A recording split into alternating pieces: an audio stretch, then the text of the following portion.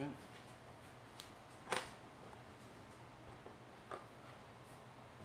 I have to shut it down.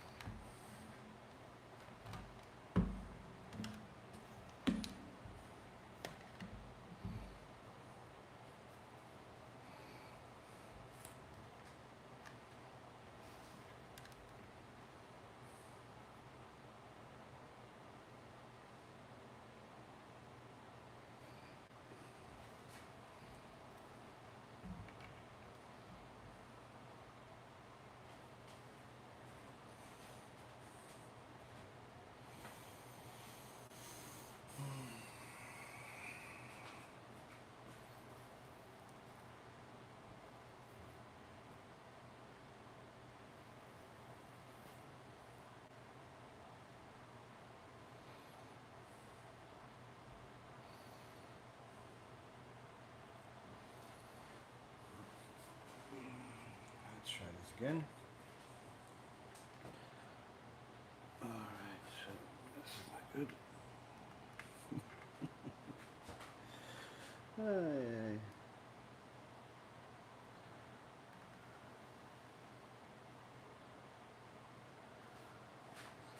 Okay. At one point we'll get this right. Benabam, nice to see you. Alright, let's see. Alright. Yes, free Palestine. For you free Palestine folks. Welcome. No, this is not Stump the Rabbi.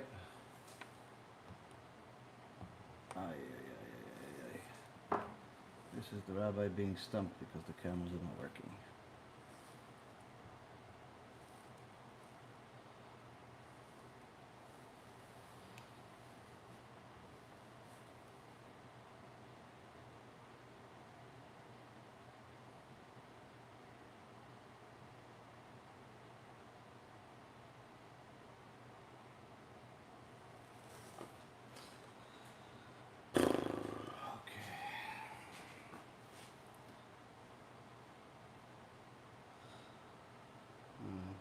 I'm just going to have to deal with that.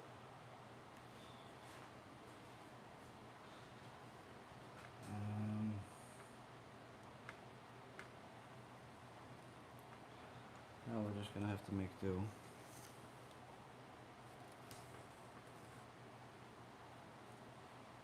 Let's see.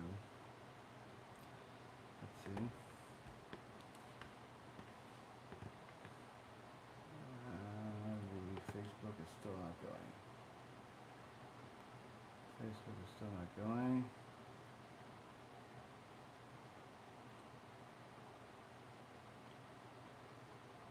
Facebook's still not going. I don't know.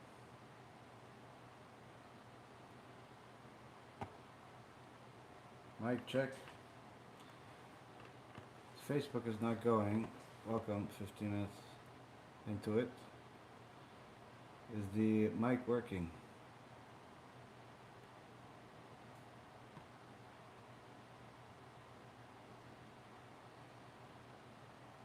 You can hear me on YouTube. Thank you, Aaron.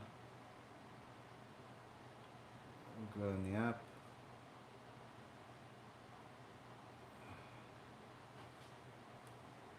Is there a humming sound in the background?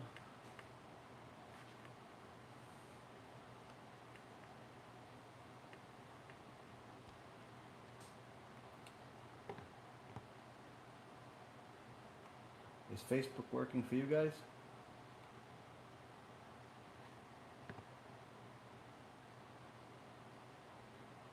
All right.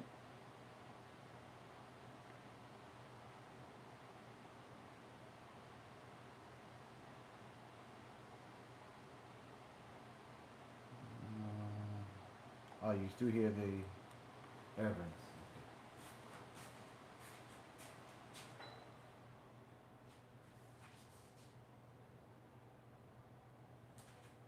Okay. Shut that off.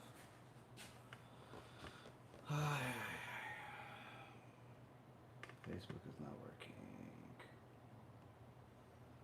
Okay. We'll just have to do it without Facebook. It's already 15 minutes in. We'll have to do without Facebook.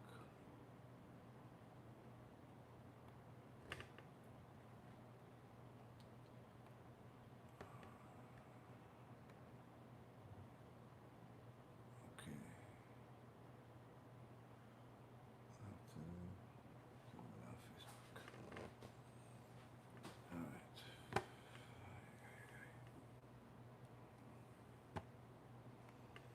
B'Shem Hashem Na'aseh v'Natzliach, Shir Torah, Bruchim Habayim. We're back here on our series. We have missed you guys. It's been a long time. Baruch Hashem, as you can see, the technical difficulties don't stop. Yetzirah doesn't stop. And BeEzrat Hashem, we won't stop either. Tonight we're getting back to our Jewish Hashkafa series, which BeEzrat Hashem will continue and get closer and closer to completing it in the very near future, BeEzrat Hashem. We're certainly going to hit a very hot and difficult topic, especially with what's going on in the world today. But just to give you guys a little bit of public announcement, tonight's shiur is going to be is sponsored by Diana Acosta and our family. Bless them. Shiur is going to be for the Refuah Shlema for Rabbi Ephraim ben Shulamit, Rabbanit Sarah bat Anat, Rabbanit Levana bat Sarah bat Levana, Talia bat Sarah, Avimori David ben Nesriya, Imimorati Doris bat Jora, and all of Am Yisrael and all the righteous Noahides that continue to watch and learn together with us, BeEzrat Hashem, and support our organization as much as they can, BeEzrat Hashem. So, of course, as everybody knows, we have a lot going on in the world. We also have a lot going on in the organization. There's going to be a couple of huge announcements in the very, very near future when it comes to some new releases. We've released a few new things in the last couple of weeks. One of them was the Tikkun BEIT guide, and also another was the Noahide guide. This is simply a guide unlike any other. It's a interactive guide that's going to help a person if they want to, become moral and stop wasting seed, promiscuity, all of the issues that have to do with morality. This is the guide that literally give you all of the information you can possibly need in order to learn, in order to apply, in order to become holy. In regards to the Noahide guide, this is for all of our dear friends, our non-Jewish friends that love the Torah. To become a righteous Noahide is not an easy task, like some people think. And this is actually some of the things we're going to discuss today. And certainly this is something that needs a little bit of guidance. There's a lot of misguidance, but we need a little bit of guidance. And Baruch Hashem, we came out with that. Both of these things are on our website, BeEzratHashem.org, BeEzratHashem.org. You can get them and download them for free. It's interactive. You press something happens. You press a picture, it opens a video, it opens a book, it opens a lot of different things, which Baruch Hashem, a lot of work went into it. There's a lot of other really big things coming out, BeEzrat Hashem, in the very near future that are going to shock the world and certainly going to do a lot of good, BeEzrat Hashem, as far as publicizing Torah. Last but not least, for those of you that took advantage of the offer that we made right before the holiday, where you ordered Kiruv books or USBs for free on our Kiruv store, whether it's the new book by Rabbi Ephraim and the Rabbanit, that's in English and in Hebrew. Both languages are in the same book. You ordered yourself a box of 20 of them, or any of the other books that we have with USBs. You also got a bunch of books from Rav Nisim again, which Baruch Hashem are, from my perspective and many others, the best books in the English language that have been publicized in recent years. When it comes to Mussar, when it comes to Ashkafa, definitely a must-have that's very hard to get in the United States. We sell the set on our website, but we're not really that good at selling books. We are very good at giving and distributing books for free. So we figured that we'd add these as well. And the offer was taken advantage of by some people, but certainly not enough. There's a lot more people that I know would love to have them. So we're going to continue that offer. And anyone that orders books on the website, on the Kiruv website, that's kiruvstore.org, will also get a second box with some books from Rav Nisim again, BeEzrat HaShem. So that you're not going to see the option of getting those extra books on the website. This is simply for people that actually watch the lectures and want to do Kiruv. That's the second thing. Last but not least, which I know that many of you have been waiting for and asking about, we've had the Tuesday night shiur, for the more than a decade, and then after we completed our last series of Jewish intimacy, which took us over a year. We completed that. We took a break on Tuesday nights for the last couple of months, and now we're glad and very, very excited to announce the next series is going to start on Tuesday night. But this is not going to be a series that perhaps anyone really expected, and certainly no one has ever done. No one has ever done this series because this is a book that is, relatively unknown by our own Rabbeinu V'Morenu, Rav Elchanan Wasserman, who we did a series about one of his books, Ikvita de Meshicha, a very famous book, about 5-6 years ago. And that series, anyone that watches it today will simply think that they're watching the news, because it was literally as if it was a prophecy that was given from Rav Wasserman 80 years ago came true in our life again. And everything he spoke about in that book that we discussed is happening as we speak, with all of the anti-Semitism, with all of the attacks, the political attacks, the physical attacks, the war, and what's happening in schools right now, and which again, BeEzrat HaShem will discuss a little bit more. So all of that was discussed in that series. What else does Rav Wasserman have to tell us? Well, there is a little unknown kuntres that Rav Wasserman published called Omer Ani Ma'asai Lemelech. And this kuntres is a relatively short book, even shorter than the Rav Elchanan Wasserman book. So the series will probably be somewhere around 20 lectures only. But this is going to tell us about the last war, the war against Amalek, the war against the evil in the world that's going to exist before Mashiach arrives. In so many words, today, if you want to know everything that's going to happen and how to deal with it, not just all the theatrics that we've spoken about many, many times over the years, about the big war, 2/3 of the world dying, and all that stuff. I'm talking about all of the ideological wars, all of the different issues that will happen right before Mashiach gets here, and what you're going to need to know in order to identify where you stand, to identify the enemy. All of it was already written by Rav Elchanan Wasserman over 80 years ago. And this is what we're going to be discussing, BeEzrat HaShem, in the series starting on Tuesday. For anyone that wants to sponsor individual lectures, they can go to the website, BeEzratHashem.org. Anyone that wants to sponsor the entire series, as I said, it's only going to be a 20 lecture series. You're more than welcome to contact me, and BeEzrat HaShem, we can discuss that further. But either way, the series is going to take place on Tuesday nights.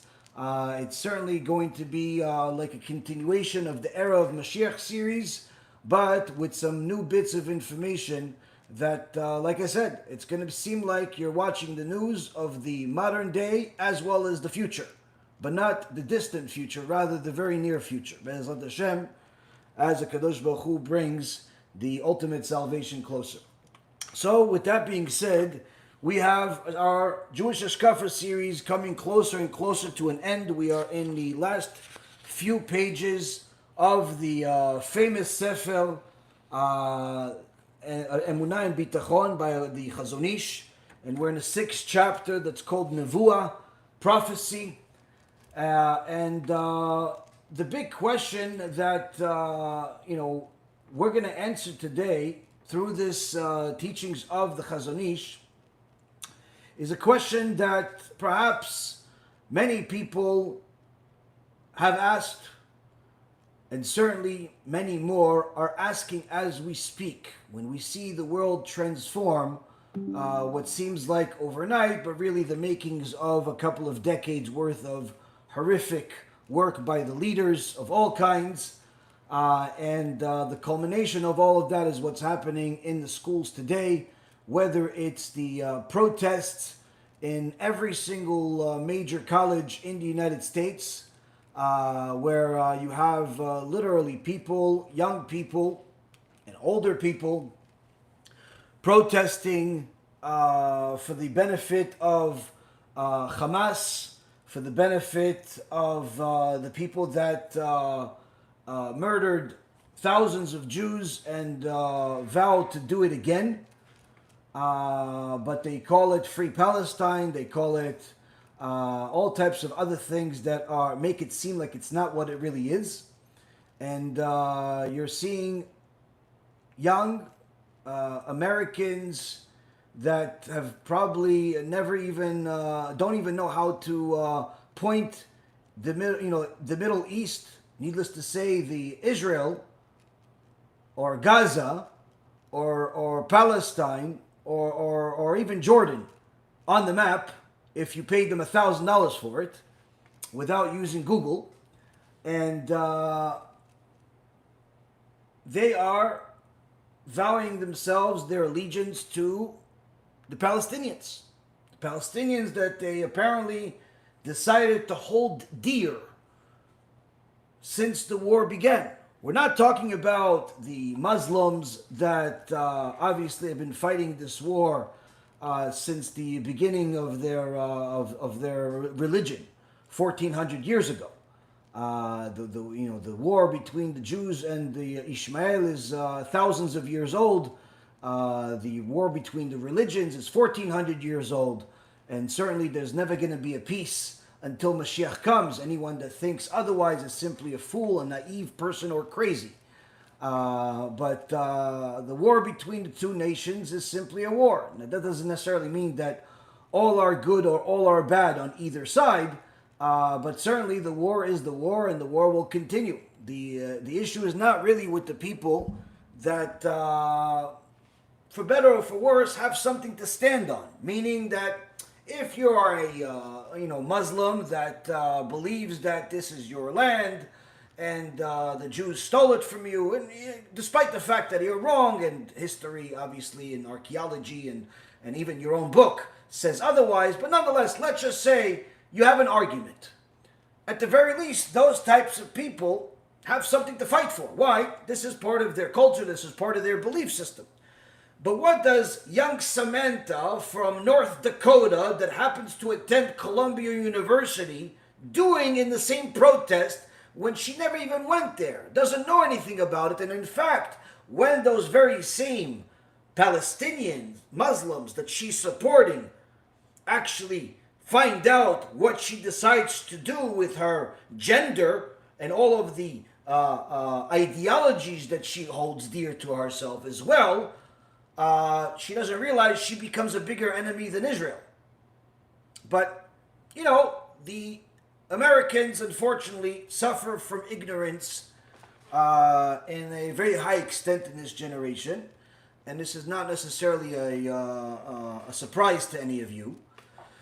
But the point being is that if somebody is a Muslim that's fighting for a cause, whether right or wrong, you understand it. If it's an Israeli, a Jew that's fighting for a cause, you could understand it. But when you have a bunch of people that are clueless about what they're even fighting for, and even they themselves have been caught saying on camera, without any shame whatsoever, that they have no idea why they're even protesting.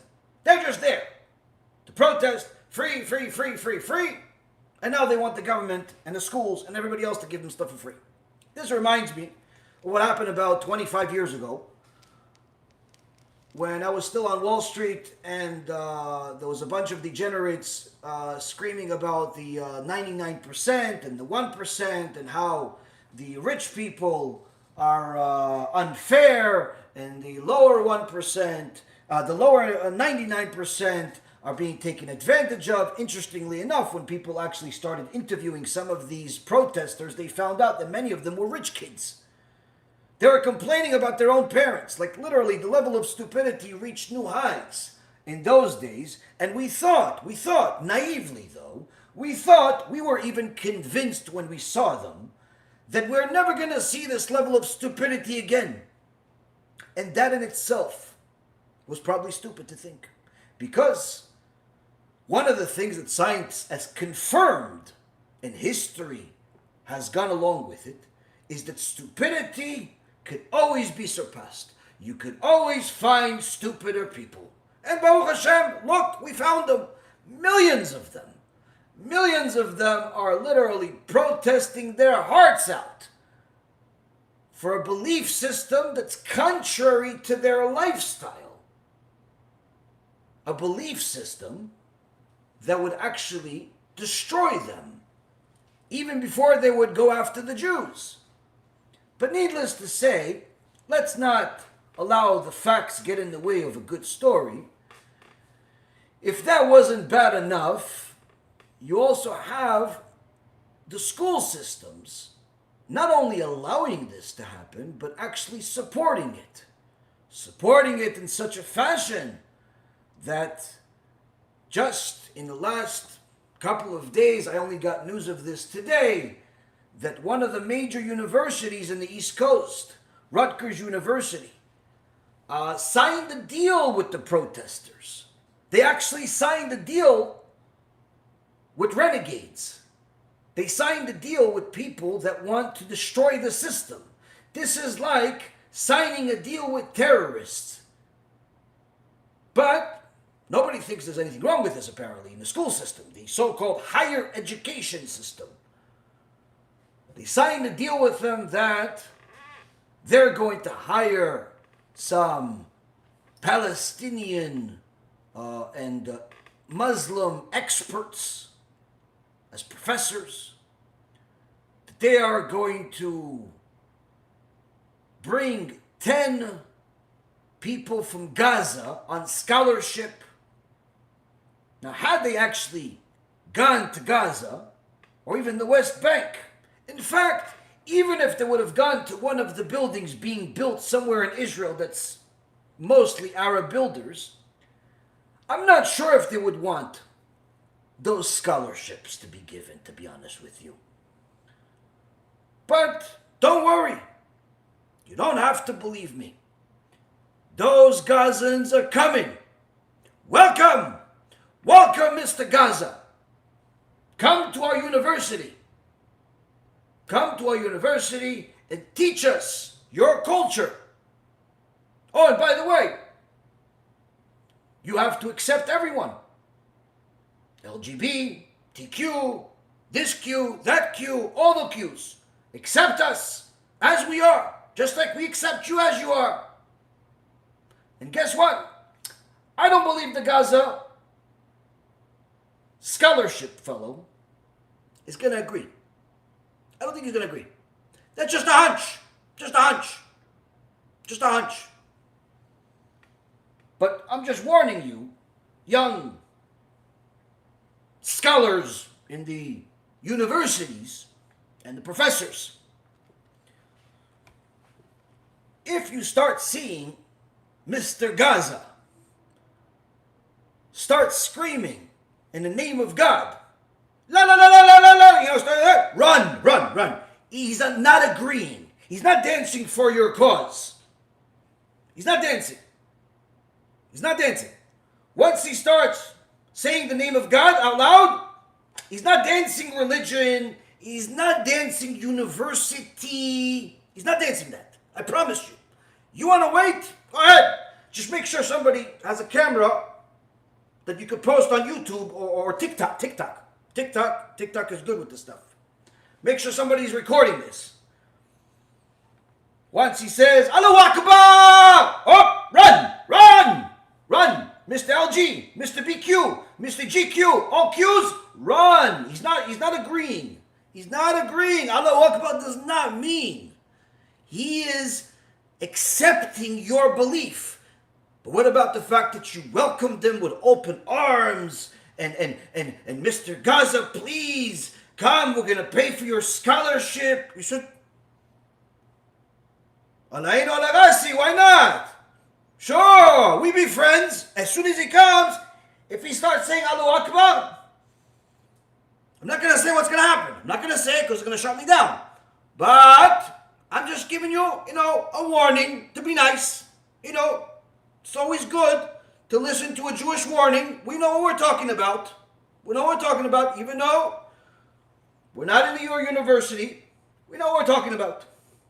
Allahu Akbar does not mean he's accepting of your pink hair. No. Pink hair, Allahu Akbar does not mean that. Oh, no. Oh, by the way, the ladies also. Ladies cover their hair, their face, everything. She comes. She starts saying Allahu Akbar. She doesn't want to be a friend. Does not want to be a friend, and she does not remember the fact that you paid for the scholarship. In fact, she doesn't care.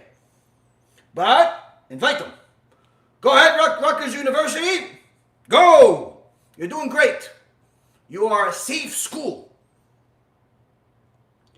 Now, Rabotai Karim, with all joking aside, this is an indication of the future. On Wall Street, nearly 2 decades, we said a famous statement that every single conversation or piece of paper that a client signed or reviewed, past performance is not an indication of future results. Meaning, if somebody did good in the past, it's not necessarily an indication that they will do good in investments in the future. Here, on the other hand, it doesn't apply. In fact, the opposite applies. You see, Rabotai, past performance is an indication of future results. And in fact, one of the things that we are seeing here is that when the so-called leadership of universities, the ultimate scholars, decide that you have to negotiate with a bunch of terrorists, clueless young kids, who if you would not give them instructions would not even know how to put their pants on, if you're taking deals and making deals with them, that means that every school will most likely do the same thing, whether it's Columbia or Harvard, Yale, or whoever else it is. And we've said this before, but it's always worth to say it again. Colleges are not what they used to be. You used to actually learn in college. Today, you party. You make sins. You go against God. You have a bunch of relationships that you regret. You do a bunch of stupid things. And but your parents pay for it, and today they pay $50,000, $100,000 a year, if not more. Now, if that's not bad enough, for the Jewish people, going to college, if you want to be religious, it's simply not possible if you're going to attend the campus and expect not to sin for 4 years. It's just not possible. I went to college. I know what goes on there. I wasn't always like this. And nothing has improved since I was there 20 years ago. More. Now, you see, college is Sodom and Gomorrah. Everybody knows, including the professors who are sometimes involved. And if that wasn't bad enough for the Jewish people, where they would spiritually murder their kids by allowing them to go to these colleges, regardless of even if they call themselves a religious college, like a YESHIVA university type. It's all the same. once you go, you are in essence indoctrinating your kids. You're in essence allowing your kids to simply do what they feel is best. Now, the problem with that is a kid that goes from being in the yeshiva system, in a religious household, in a religious upbringing that is reserved and conservative, now being allowed to go on the loose in a place of the highest level of promiscuity on planet Earth, regardless of which college it is. It's like throwing a fish, little tiny cute little fish, delicious fish, into a pool of piranhas and expecting it to survive without even a scratch. Now, we've said this, spiritually speaking, it's always been a bad place. But now we have even better news.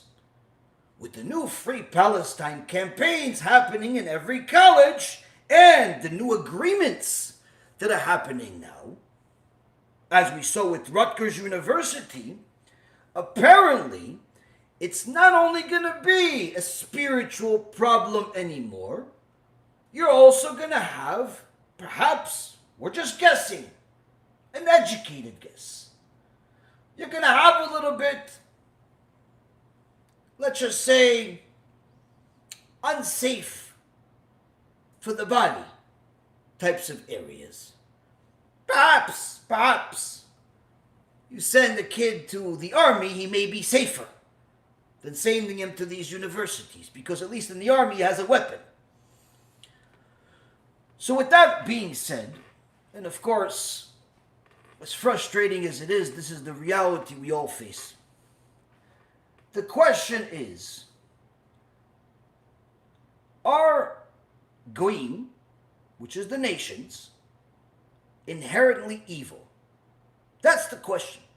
Because of course, at a time of animosity towards the Jews running rampant, as every time we've seen throughout all of history, without fail, whether it was through the times of the Bet HaMikdash, the Spanish Inquisition, the pogroms of the 1600s with the Crusades, or Nazi Germany, or the different things that happened in England in the 1100s, all of those times were times where propaganda against the Jews was the number one bestseller in the world of anti-Semites. And they would typically use different parts of the Talmud that they would misinterpret intentionally and unintentionally, take things out of character, and simply say that the Jews are inherently bad and are the enemy because they believe that the Goyim are inherently evil. Now, one of the things people that are stupid usually assume is that just the fact that you call the nations, the Gentiles, Goyim, already shows that you think we're evil. Now that's stupid. Why is it stupid? Simple. Because Goyim does not mean bad non-Jews. Goyim means nations. And in fact, even the Jewish people are called Goyim in the Torah. And God says, you're going to be a Goy Kadosh. You're going to be a Goy Kadosh. What's a Goy Kadosh? A holy nation.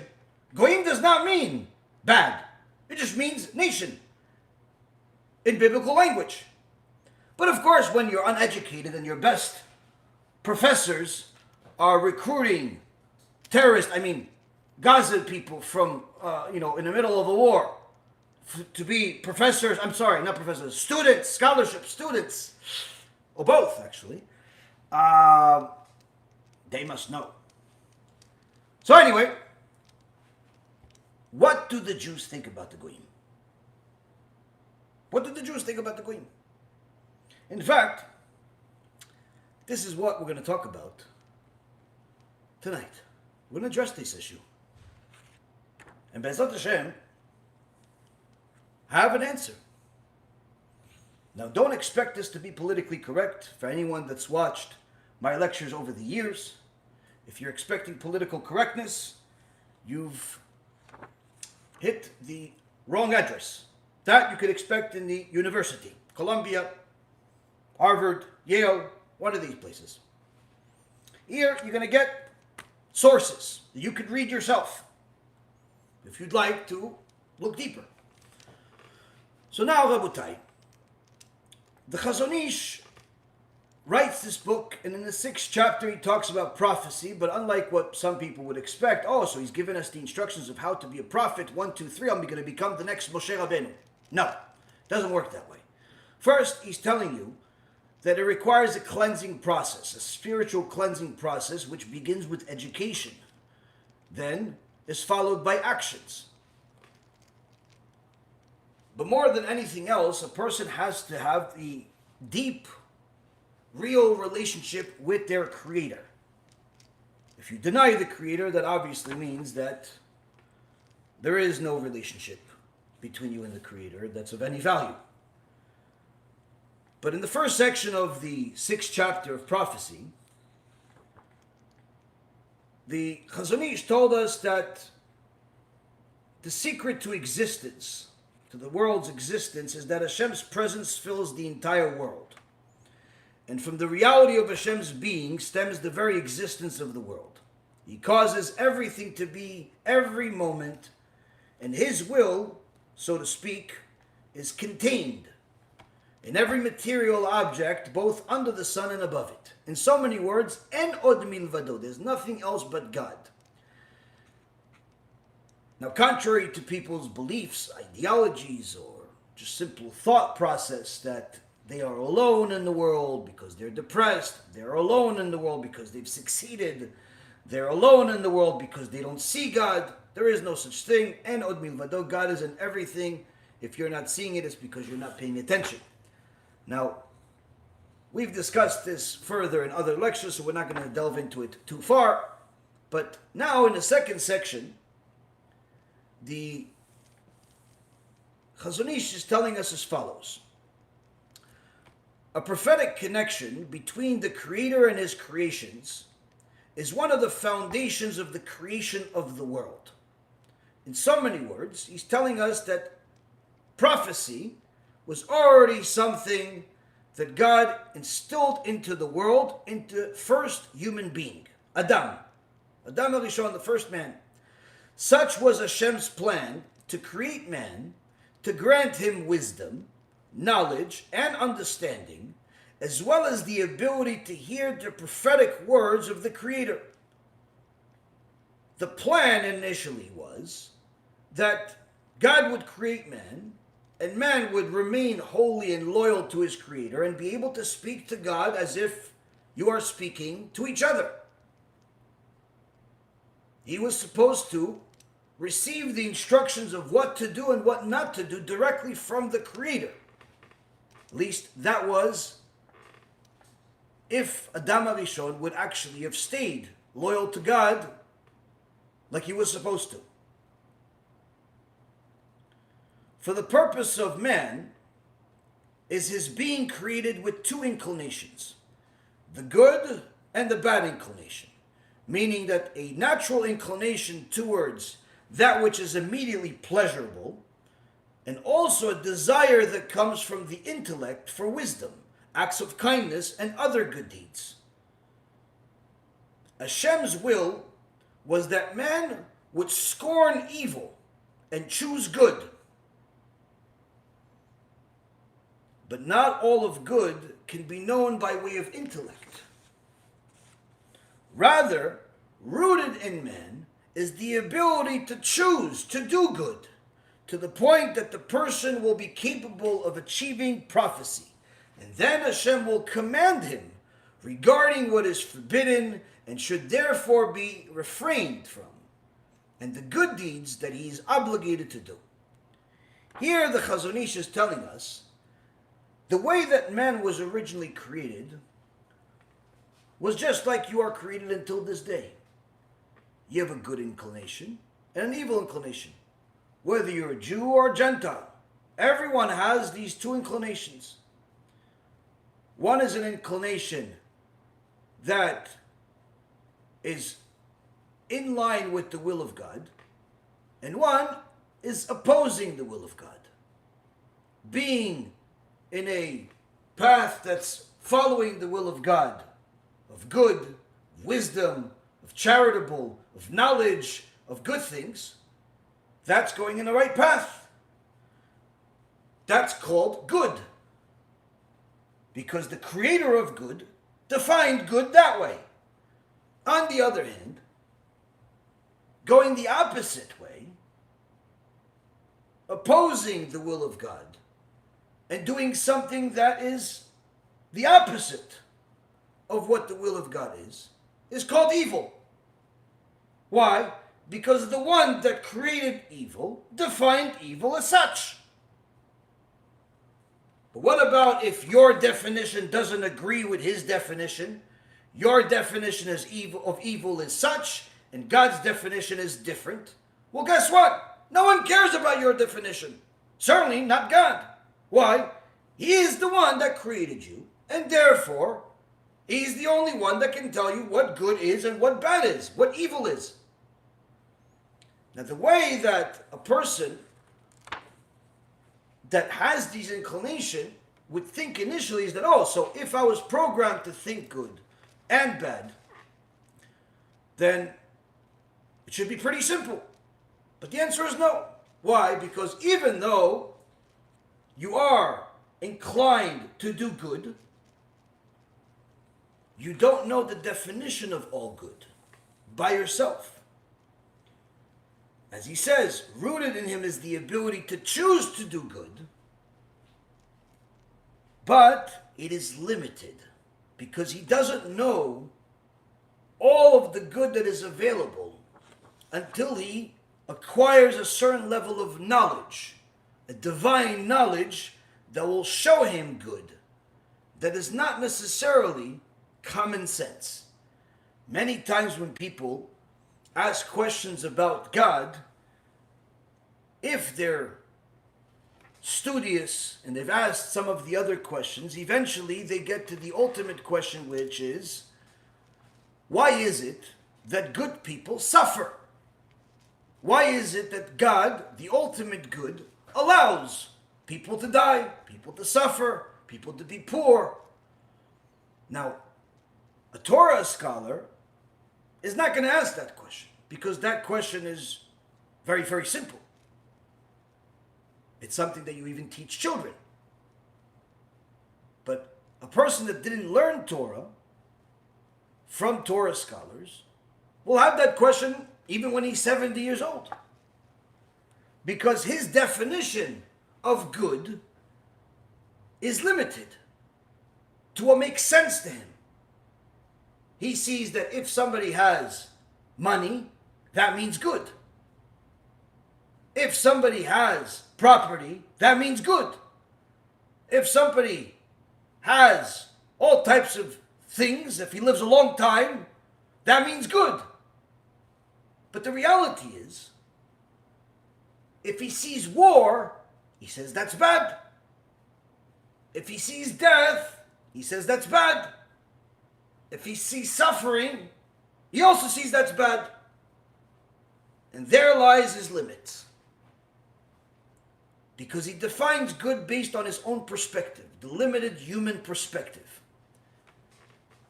To simply show that that's wrong in a very simple way is that, yes, if a person has money, you may define it as good, but what if that person is a terrorist and he has money now to buy weapons?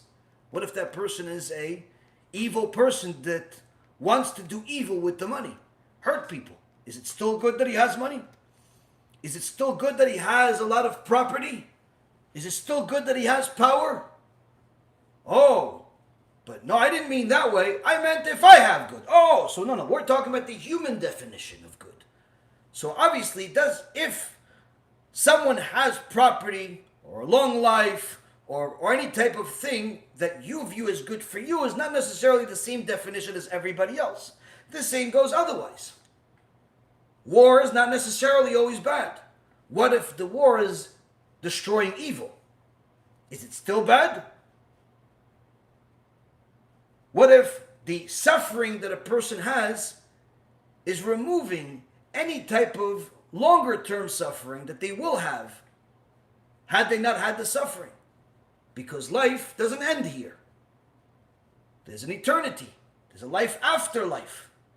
And if a person knew the value of suffering in this world, our Jewish sages teach us that they would literally pray for suffering, because they would know that any suffering you have in this world, whether it's something as big and horrible as a disease and pain and agony, or something as small as reaching into your pocket to grab a coin but grabbing the wrong one, all suffering is to your benefit, because it removes much greater suffering that a person deserves for their sins while they're in this world.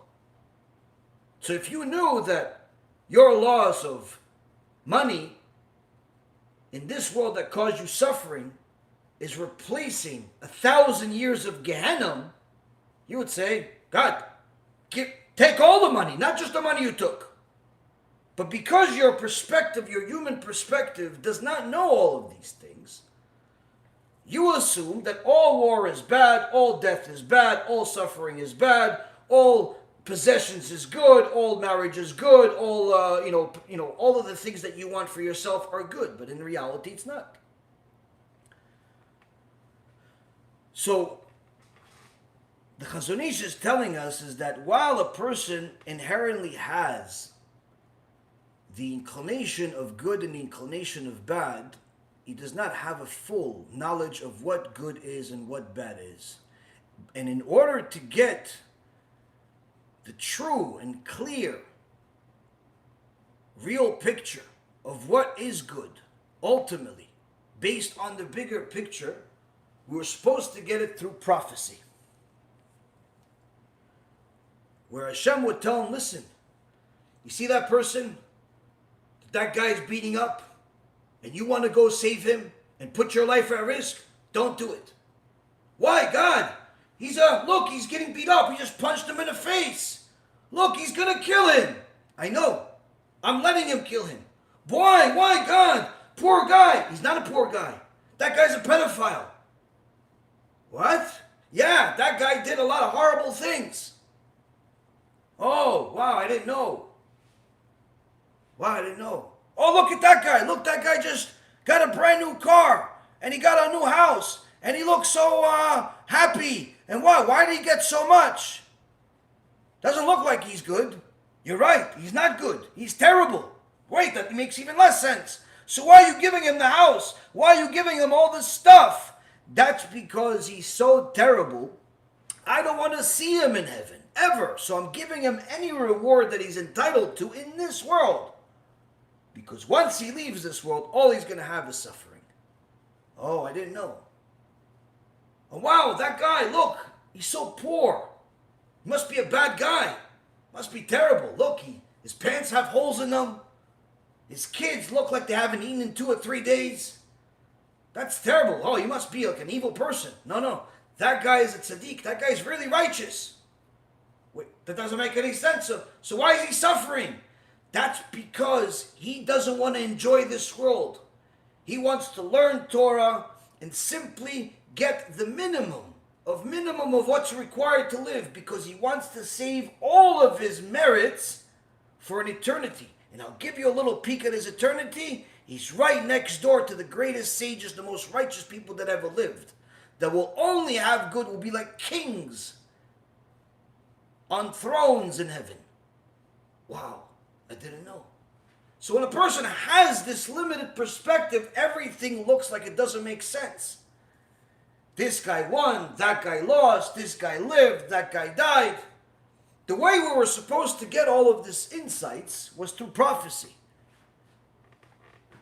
Prophecy was supposed to give us the ultimate picture. And the Chazon Ish continues and says, when Adam was created, he was created with power of prophecy. Then he was prophetically commanded to observe 7 negative mitzvot, the 7 Noahide laws. That is, 7 things that in refraining from them, man is refraining from evil, and other mitzvot that are positive ones to be done actively. See here, our holy sages are giving us one of the most profound statements that any person could ever know. What are the 7 Noahide laws? Why did God give Adam HaRishon, and thereby Noah, and thereby all of mankind, the 7 Noahide laws? And then at Mount Sinai, he added to those, and he gave that Torah many more laws, and he gave that to the chosen people that chose the Torah, the Jewish people. But why give those laws? What's so special about them? Very simple. Says the Chazon Ish, by following those laws, man is assured that he's going to refrain from evil. If he follows the 7 Noahide laws, he will not be evil. Simple. Now this, Rabotai, gives us a whole new perspective of what's going on in the world today.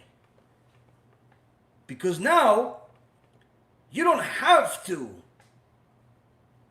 ask the Jewish people of what's the Jewish perspective on the non-Jews, but rather, you could ask God, what do you think of us, Goyim? Are we good or are we evil? Because despite what your belief system is, whether it is Judaism, Islam, Christianity, all believe in the Old Testament. Now, obviously, from a Jewish perspective, the New Testament is idolatry, false man-made idolatry, and the Quran is also heresy. And some believe idolatry as well. But that doesn't matter anymore at this point. Because it doesn't matter what the Jews believe about what the New Testament says, or what the Quran says. Because the Quran itself says, if you want to know the truth, go to the people of the book, go to the Old Testament, go to the Torah. And even if they want to dispute us about how the Cave of Machpelah, or all of the things that Avraham gave to Yitzchak, he really gave it to Ishmael. We'll put that aside for a second. The Torah, everyone knows, starts with Adam HaRishon. Adam lives his life almost 1,000 years, 930 years. The next extraordinary person that's written in the Torah about is Noah. The world is destroyed at the time of Noah because of all the sodomy and all of the things that are forbidden according to the definition of God. And the Noahide laws continue for over 2,000 years, 2,400 years, before the Torah is given to Am Yisrael. In the Christian world, if you ask a Christian what was true before the New Testament, they'll tell you the Torah. Their belief system is that the New Testament continued it. Obviously, we disagree. But the point being is that it doesn't matter anymore. Every New Testament contains the Old Testament, which is what we call the Torah. At least the written Torah. In their written Torah, it's the same thing as ours. They have the 7 Noahide laws. Everyone knows the 7 Noahide laws. They were given to man in order to help you refrain from evil. The Creator revealed, says the Chazon Ish, the Creator revealed to Adam the truth of the secret of the world, that there is a hidden creator who created the entire world, heaven and earth, and all that they contain. But the reality of by the reality of his existence and his providence is constant upon all that was created. And this creator commanded him to beware of even thinking of solutions other than the truth. And beware of conjuring up various forms of idolatry, avodah zarah, directed at the heavenly host or other false powers. These were part of the rules. He was also commanded to observe other practical mitzvot, such as not to steal, not to shed blood, not to commit incest, not to eat meat from an animal that's still alive. In so many words, God told Adam HaRishon and all of mankind the rules of evil. If you do this, you're evil. Simple. So now, Rabotai Yekarim, we have to look at where we stand. Where we stand when it comes to evil in the world. The 7 Noahide laws are as follows. Forbidden idolatry. Idolatry, regardless of what form it is, whether it's ancient or modern, whether it's some type of heavenly sphere, or a spirit, or a human, or a possession. Any form of idolatry is forbidden. Cursing the divine name, cursing God, forbidden. Murder, forbidden. Immorality, all types of sexual transgressions, forbidden. Theft, forbidden. Must have a court system. Meaning, you can't decide to redefine the laws because there's a bunch of protests outside of your campus that you allowed in. You have to have a court system.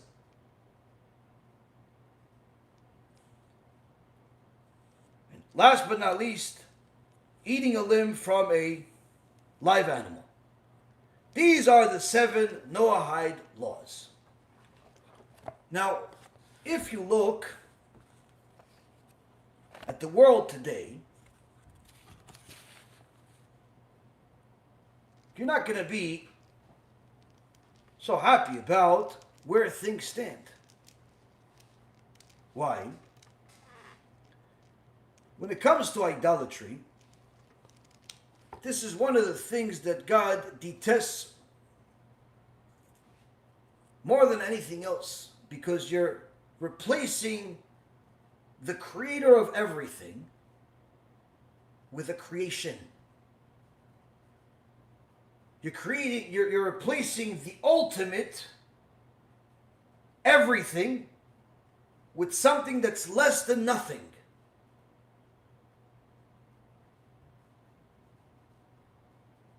So idolatry is clearly something that many people fall for.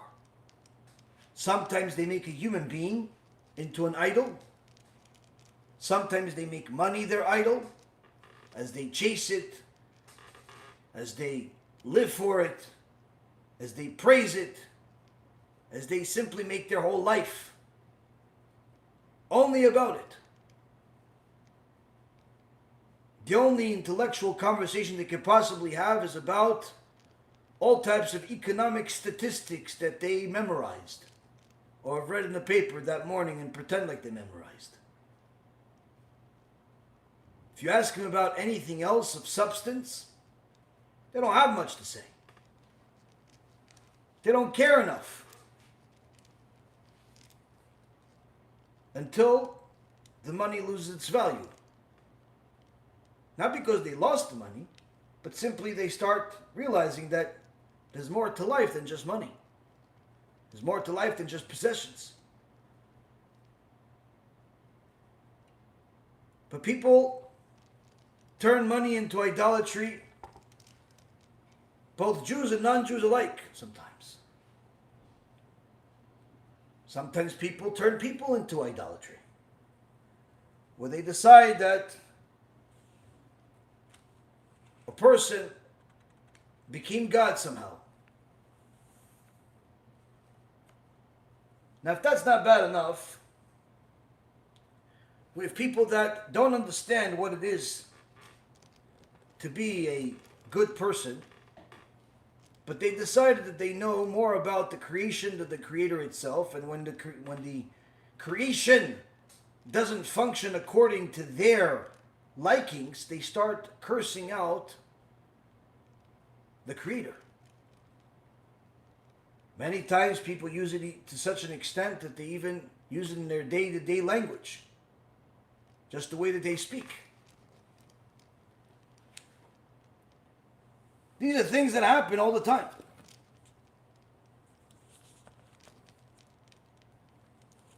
Murder. Now, of course, I don't have to tell you about all the horrible things that are happening in neighborhoods that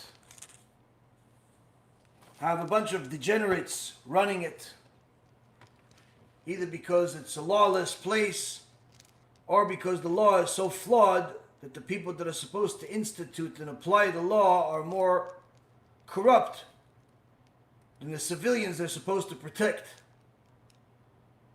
If you look at different places around the US and different countries,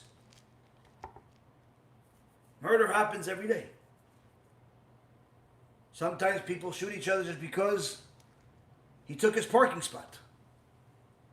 Other times because he took his girlfriend. The value of life is deteriorated to such an extent that people think that life is like a video game.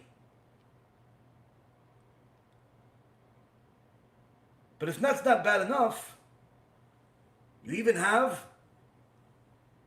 leaders, religious leaders, such as the ones that are promoting all of this terrorism, telling people that their way to win is by killing Jews.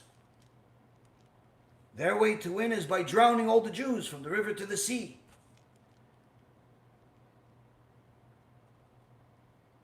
To such an extent that the people follow and massacre thousands upon thousands of people they never knew, people they never met, people that don't even have the ability to protect themselves. And the ideology of the world has become so upside down that when the victim starts defending themselves, somehow the victim becomes the enemy. Sometimes you're baffled at the level of corruption that's happening in society, but other times you just simply say this is literally a lost cause.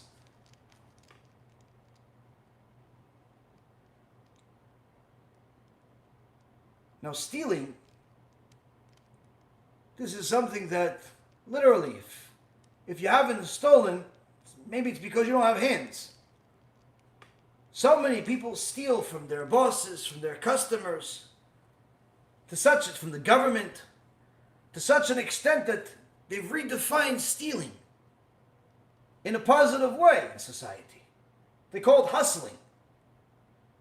Like, if you beat the man, you deserve what you got.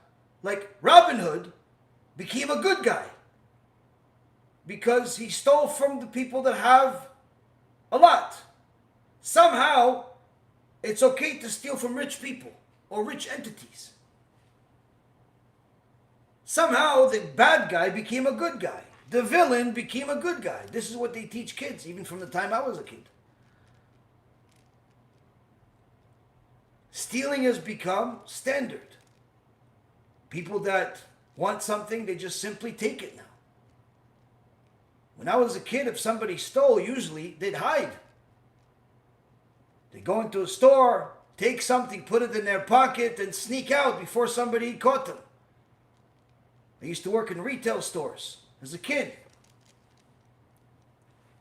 And we'd see different guys would stand in the corner next to some shirt or pants or whatever it was for a while. And as soon as any one of the salespeople got close to him, they would run away. Like, what happened? You don't want the pants? You don't want the shirt? And then you start seeing, they were trying to take out the security mechanism that's attached to it with a rubber band. They take a rubber band and just take it around the nail over and over again. Little by little, it would release the security clip on there. And then they could just walk out of the door with the pants or shirt or whatever it was without the beeping, without them getting caught. But at the very least, back then, at least there was some type of process. People were ashamed to steal. People were scared to steal. Today, look what's happening in America. People literally are going into stores in groups and mobs, in open daylight, smashing all the windows, smashing all the displays, taking the phones, taking the shoes, taking the clothes, taking the groceries, taking whatever is there. And literally, without even running out, they're just gathering thousands and thousands of dollars worth of stuff and just walking out, and nobody does anything about it. No one can do anything about it. If you call the police, the company will fire the employee that called the police. Stealing has become acceptable in society. The sages teach us that when the Torah says in Parashat Noach,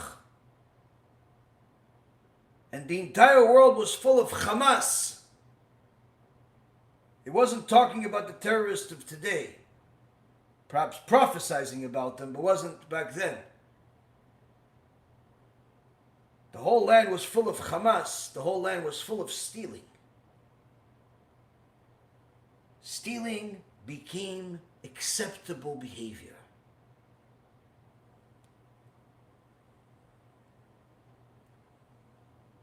Court system. A court system is a court system that's supposed to protect society. But when you have a person that kills somebody, get a sentence of 5 years or 10 years in prison, while a person that stole money from a bunch of investors go to jail for 25 years, becomes the norm, it's very clear there's something wrong with this legal system. When you have somebody that steals under $1,000 released without any warning, without anything, because it's less than $1,000, even if he and a bunch of other people did it at the same time, you realize that there's something wrong with the legal system. When you look at the legal system in the world today, aside from the lawyers that continue making a fortune losing cases, no one else is happy with the legal system. We have a case where one woman and one man, two completely different cases, two different parts of the world. In one case, a man decided one day he doesn't want to live with his wife anymore. So he took the infant, 6-month-old baby that was still breastfeeding, and left the country. Now, it's very easy to find where he was. Very very easy to find where it was. After I told you, listen, the guy just took the kid. It's kidnapping. Yeah, but it's his kid. Yeah, but he's not the only parent. So you should assume that the legal system would force him to come back and figure out a way that they can live in harmony. He can get a house down the street or in a different place, neighborhood, but they could have some type of custody. 3.5 years later, the legal system has still not succeeded in having this guy return the baby. Even though they proved that he took the baby illegally, that he did things that are illegal. But no, not if this was the only case, you say, oh, it's an anomaly. Bad legal system in a certain place. No. Another case, a woman decides, even though we just got married a year ago, I don't want to be married anymore. Why? I want to hang out with my friends. Okay, you don't want to be married. Fine, we have a kid together. No, she decides she's going to take the kid and leave town. It's very nice that you don't want to be a wife anymore, but you can't just leave town. I want to see my kid. No, if you want to come, you have to fly in a plane to come see the kid. But that's not what we agreed to when we were married. Too bad. You think the legal system put both of these parties in the same courtroom, and the lawyers would say, listen, obviously they were married. Obviously they had a baby together. Obviously they agreed to raise this baby together, but it didn't work out. That happens. But you can't just decide, listen, because I don't like it, I'm just going to leave, and I'm taking the kid with me, and too bad for you. Doesn't work that way. Well, guess what? That's what's happening right now in America. And I wish this was the only two cases. Now I'm remembering there's another case. Another woman decided that she doesn't like the husband anymore. She liked his friend. He was more handsome. So she decided to leave with the kid. And guess what? Not only did she take the kid, but somehow she convinced the legal system to put a restraining order on the husband to not be able to see the kid even though he never did anything wrong.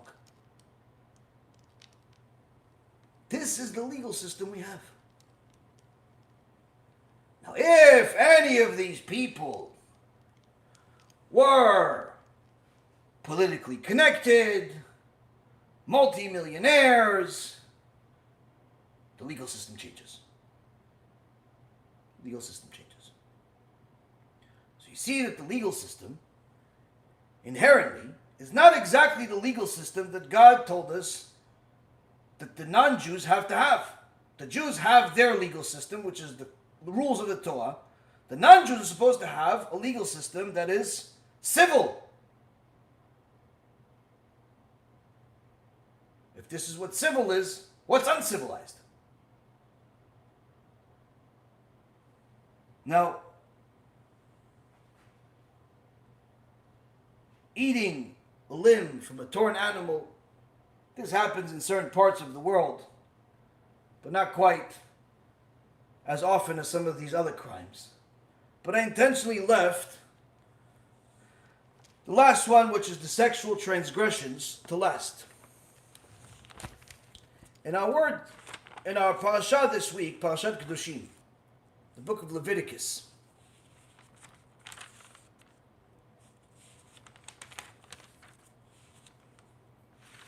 chapter 20, God tells us that these rules also apply to the Jewish people. And in fact, He gives us details of who and what is allowed and who and what is not allowed. And He tells us about the punishment that we'll be able to institute at the time of Moses, time of Moshe Rabbeinu. If someone was an idol worshiper, Jew or Gentile, they would get a death penalty. This obviously is not applicable today. can't, not that it's not applicable. Torah is still relevant, but the death penalty is divine now. It's not, there's no Sanhedrin that can apply these penalties. But nonetheless, God tells us clearly that someone that serves an idol loses their right to live. And there's different types of idols. There's the typical idol that people know, statues, people, and so on. But there's also sorcery, witchcraft, ovot, idonim. There's some people that do all types of spiritual things. There's some people that put a bone in the mouth of a animal or under the armpit. Some people are able to influence animals and have, in so many words, influence the animals to do whatever they want. It's another form of idolatry. There's all types of idolatries, many, many more than most people realize exist, especially in Western society today. All of these things are forbidden. All of these things God decreed are evil.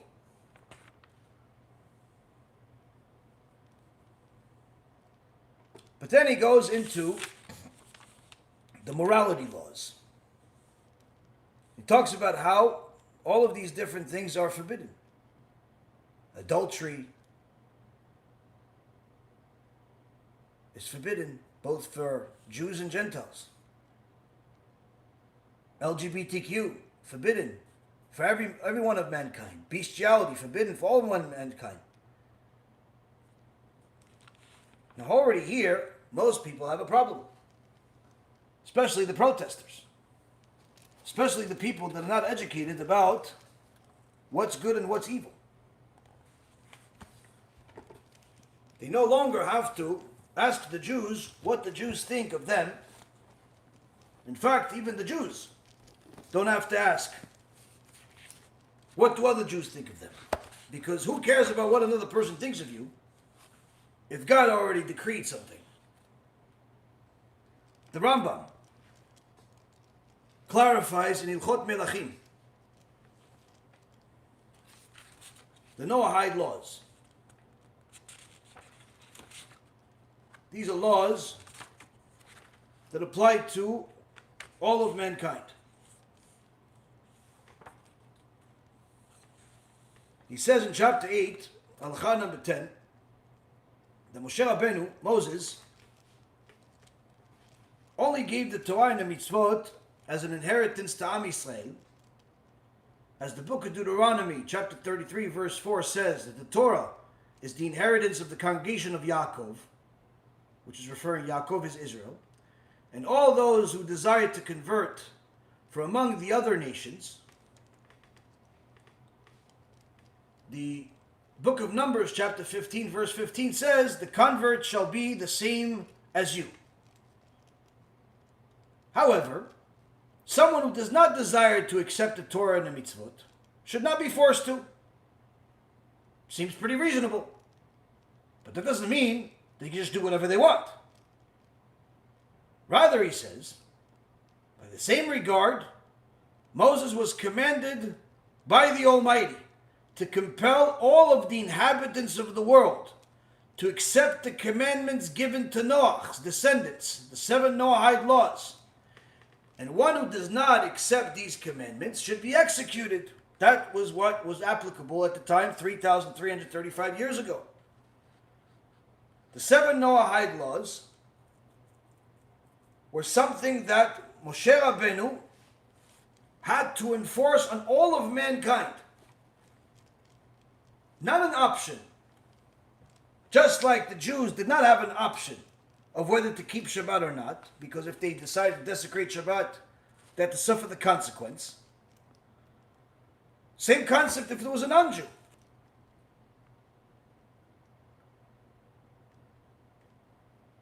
And then he continues in Halakha number 11, he says, anyone who accepts upon himself the fulfillment of these 7 mitzvot, 7 Noahide laws, and is precise in their observance, is considered one of the pious among the nations, and will merit a share in the world to come.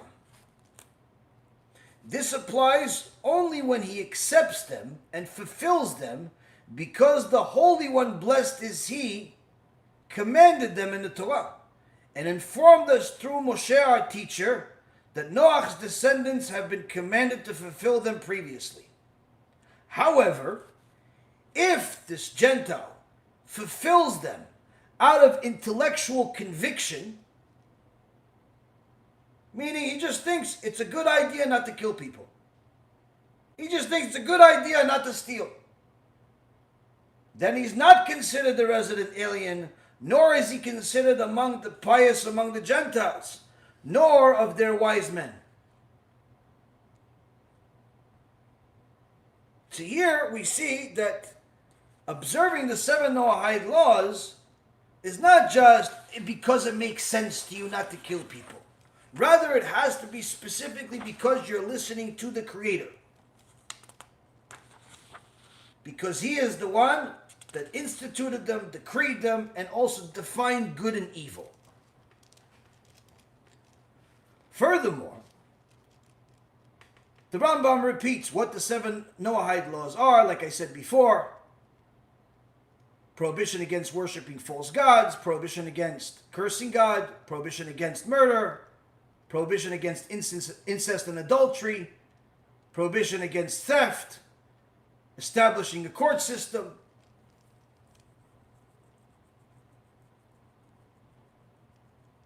and lastly, not to eat the flesh of something that's alive. Now,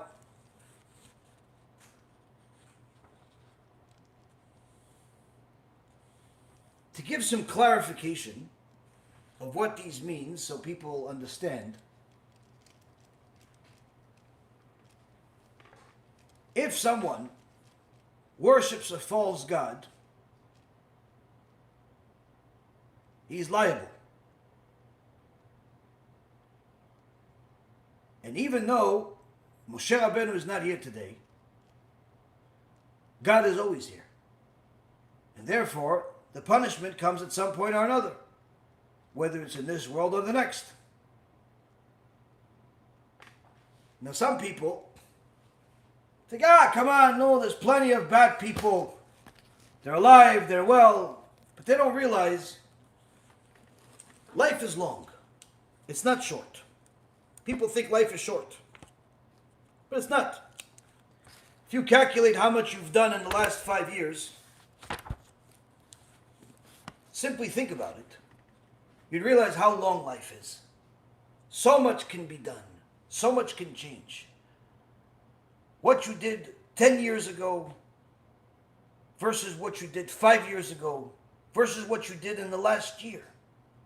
It's almost as if you've transformed multiple times in a single decade. And this applies to most people. What you will do over the next 5 years is much more than what you've done in the last 10 years, especially if you're young. When a young person looks at their life, they're 17, 18, 20 years old, they think, wow, they think they know everything. Look how much I did in my young age.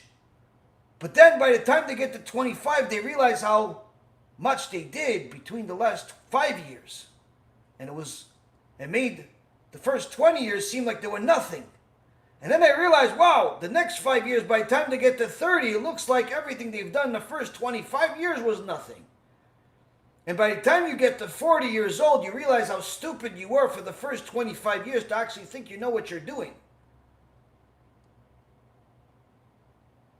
And people only realize how long life is as they go through it. And as long as you realize how long life is,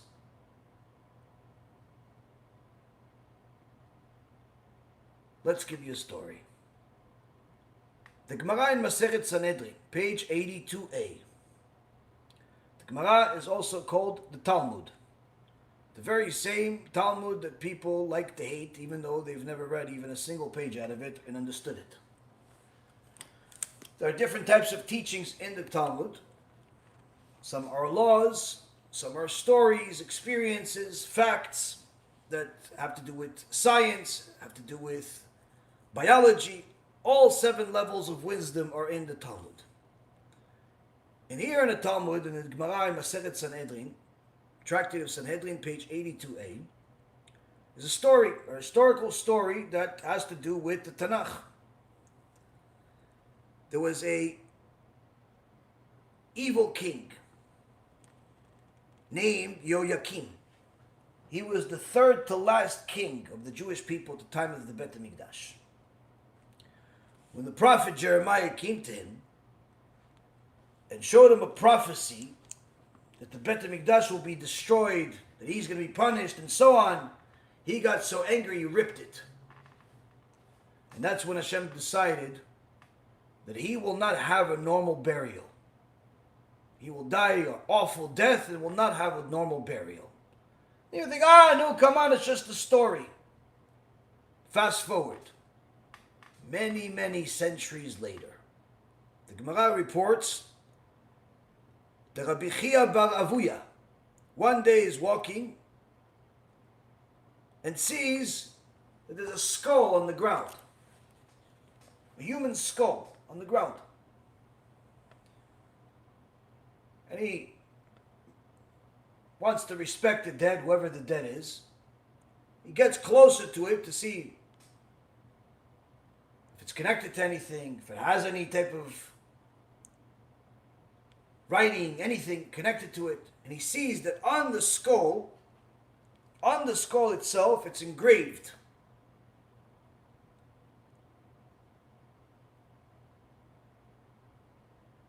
That this and still another. That's what's engraved on it. This and still another. Rabbi Chia says, this must be the skull of Yoyakim, because the prophecy against him was that he's not going to be buried in a normal fashion. And here you see his skull is here, so it must be him. He makes a hole and he buries it. The next day, he goes through the same path and he sees that the skull came out of the ground. He sees the skull came out of the ground. So, he tries again. He buries this skull that says this and then another. And the next day, he passes by and he sees the skull has been rejected by the ground that spit it out again. And he realizes this is a serious problem. So he takes the skull, he gets something fabric, he covers it, and he brings it to the house with an intention to bring it to the sages, to the other sages, to see what to do with this. He leaves the house for a little while, and his wife sees that there's this new thing in the house. She opens it up, and she sees a skull. She goes and she tells her friends, "Why did my husband bring a skull to the house?" Her friend said, "You know what? It's probably the skull of his ex-wife. His wife that died, not ex-wife, his wife that died. He probably misses her." His wife said, "Huh?" She goes into the house, she takes the skull, and she throws it into the oven to completely destroy it.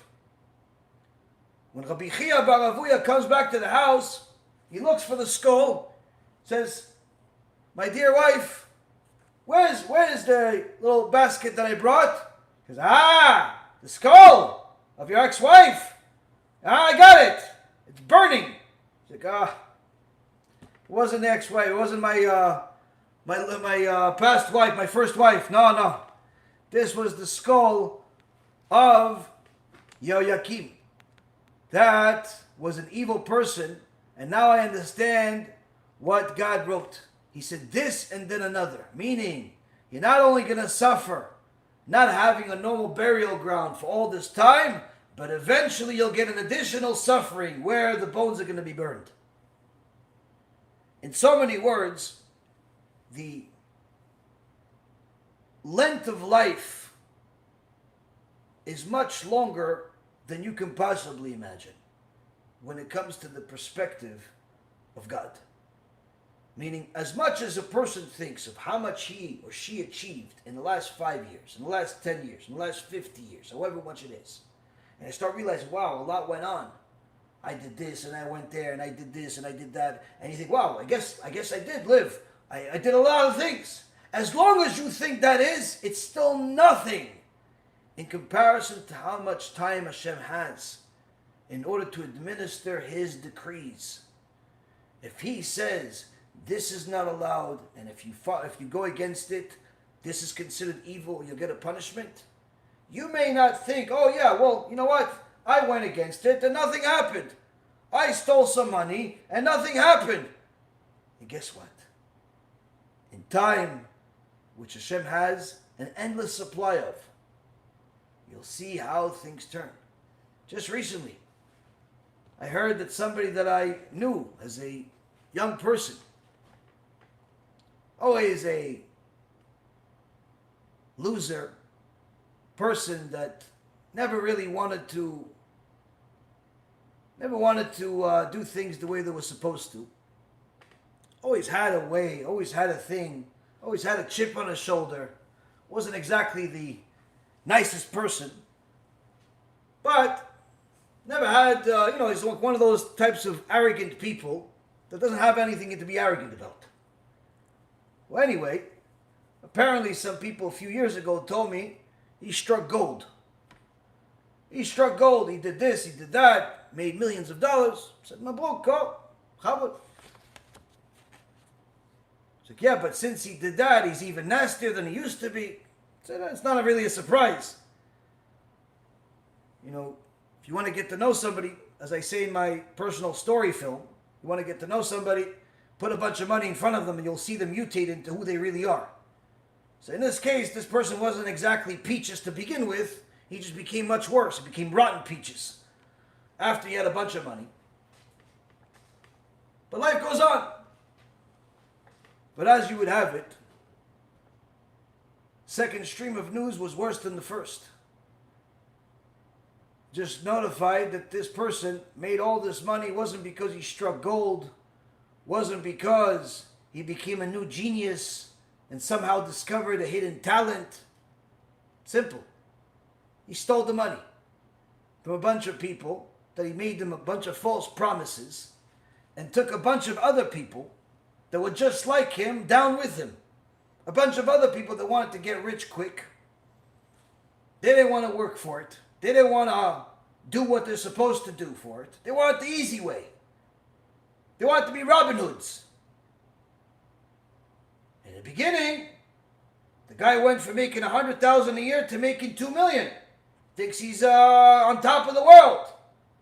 Thinks he's Tony Montana. Thinks the world is yours. Starts running the show. Fancy car, fancy house, fancy watch, fancy vacation, fancy this, fancy that. It went from being a conceited to being like a little mini God. In a second, God took everything away. 1 second. You become nothing. Worse than what you started. Thought no one's going to catch you. No one's going to know. Everyone is stupid. And that's actually what he wrote. He thought everybody's stupid. That's what all of them write. They think everyone's stupid. You're right. A lot of people are stupid. But God isn't.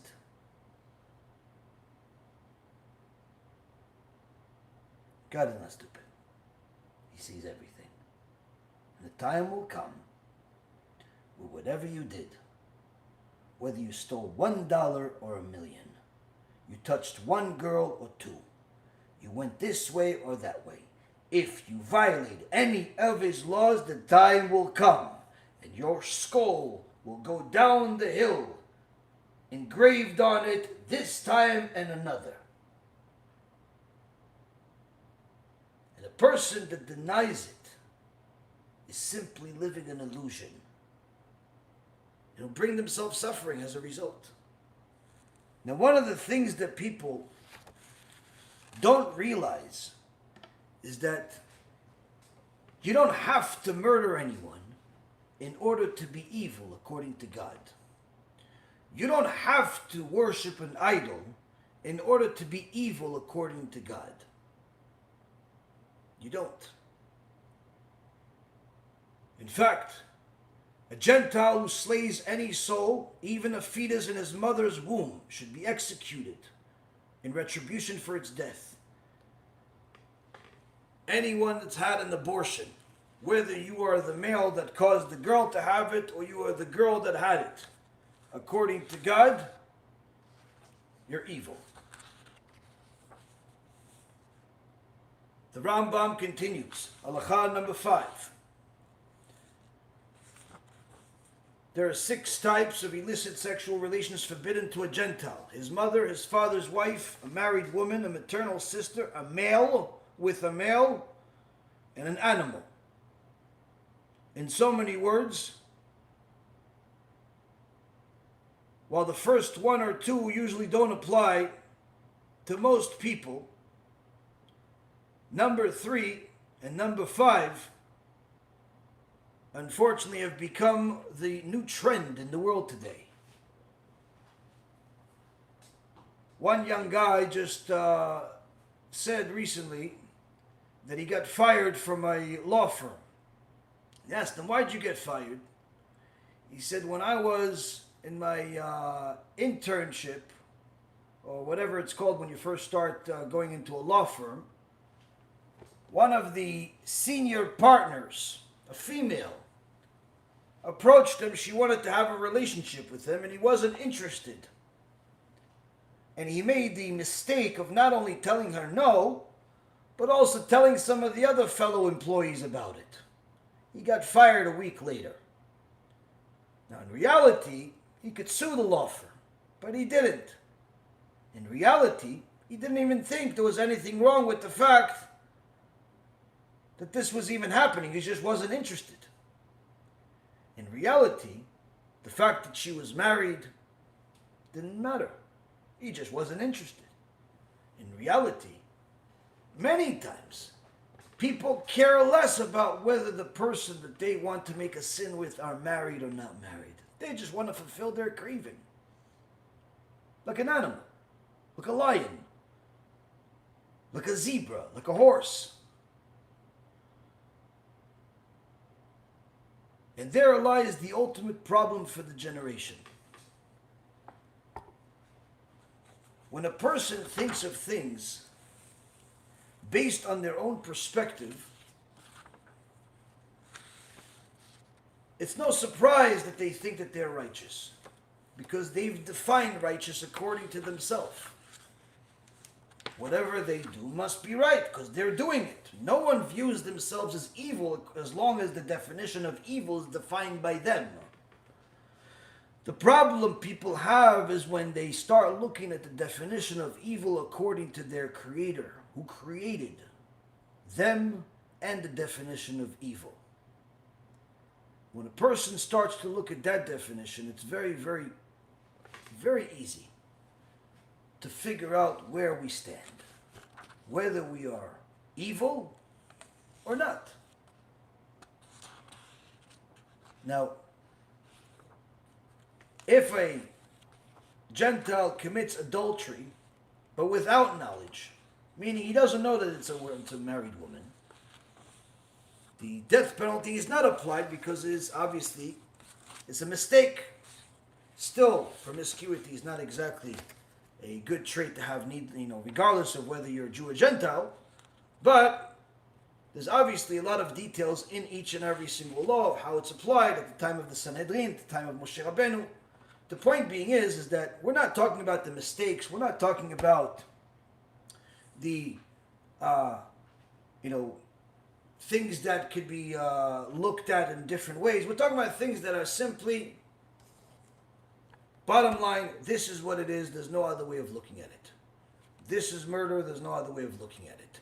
This is rape, and there's no other way of looking at it. This is pedophilia. There's no other, all these different things. We have to look at it as the simple way. You plant a statue, that's idolatry. There's no other way to look at it. You're intentionally trying to steal your friend's wife, your friend's husband, that's adultery. There's no other way of looking at it. It's not the way of looking at it. You're a male, you are trying to marry another male, that's homosexuality. There's no other way of looking at it. That's what it is.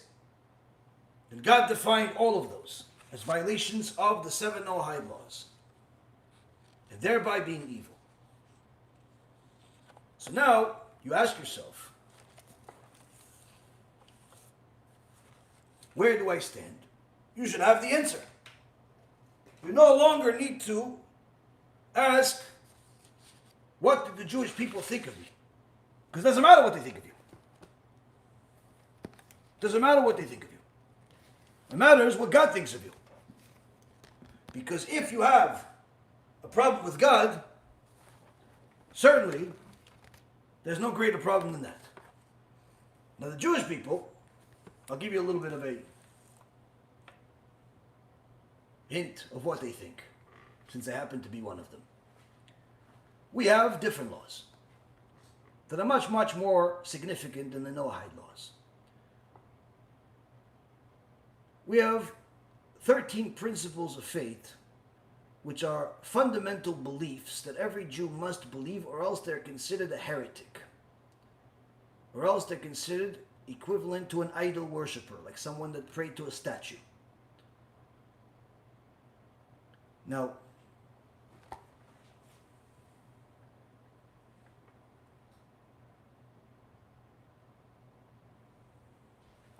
the 13 principles of faith are as follows.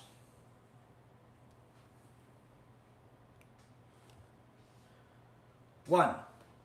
God is the perfect creator and the cause of all created things. He alone made, makes, and will make all that is created. This is a fundamental belief in Judaism, to such an extent that you have to believe it. If you don't believe that God is the perfect creator, you think that there's any flaw in him or his creation, you, my dear friend, are an enemy of God. Now, if you think that somebody else made something, same. 2, God is one, absolute and unparalleled unity. There is no other God, there is no middleman, there is no partner, there's just God. 3, God has no body nor the likeness of an image. If you think that God has somehow become a human, or he has 3 parts, you are serving an idol, not God. 4, he exists above all concepts of time and is the first and is the last. There is no before him, there is no after him. 5, it's forbidden to worship anything other than him. If you are praying to a person, even if it's a holy person, if you're praying to a thing, if you're praying to an idea, you are serving an idol. 6, all words of the prophets in the Torah are true. That means that every single word in the 24 books of the Tanakh, every part of it is true. Whether you understand it or not is irrelevant. Moshe Rabbeinu is the greatest of all prophets. That means that there is no other prophet greater than him. Not before him, not after him, even including Mashiach. God gave the whole Torah to Moshe Rabbeinu. It's the same Torah that we possess today. So all of those Muslims that believe that the Torah changed, or the Christians that believe that it's no longer relevant, or the Jews that think that you have to modernize the Torah because it's old, all of them are violating this law. The Torah of Moshe will never be nullified, nor will there ever be another Torah aside for this. Now you're going to ask, wait a minute, but how is this Torah still going to be relevant when it's talking about Noah and the destruction of the world after Mashiach comes? How is the Torah going to be still relevant of bringing the sin offering now when we don't have a Bet HaMikdash, or after the Mashiach comes and there's no more sins? The details of how and what and when, that's all in the teachings of the sages, and some of the answers are, we'll find out when it happens. Point being is, this Torah never changes. Everything that's in it was relevant, is relevant, will be relevant at all times. 10. God knows the deeds and thoughts of man.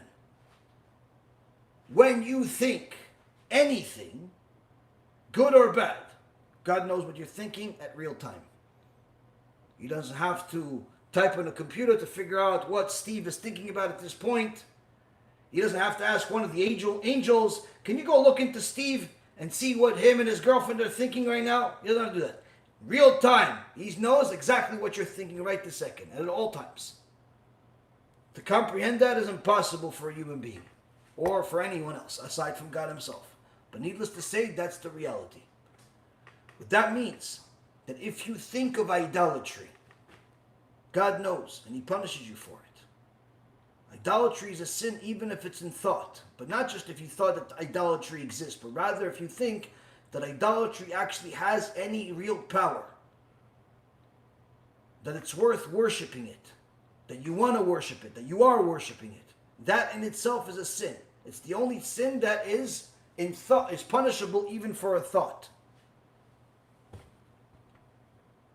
11.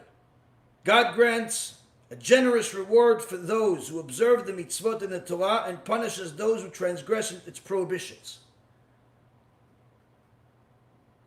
Meaning, if you do the will of God, you follow the good path, you'll be rewarded. But the reward is not just little small rewards of 1 million here and 10 million there and a car here and a wife here and a husband there and kids. Those are all small rewards in comparison to the eternal reward that comes after this life. And the same thing with the punishment.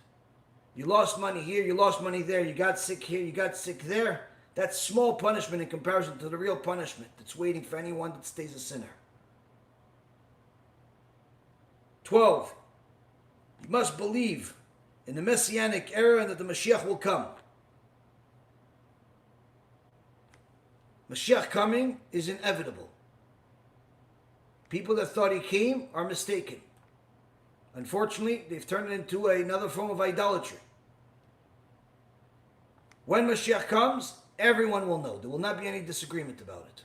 Like all of the false messiahs that have existed throughout the last few thousand years.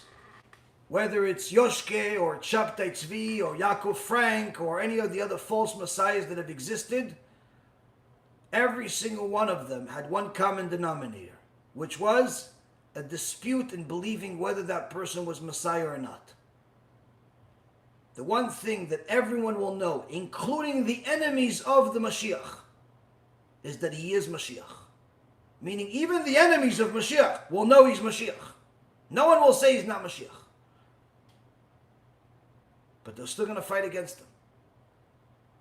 13. We must believe in the future resurrection of the dead. Why must you believe in the future resurrection of the dead? Simple.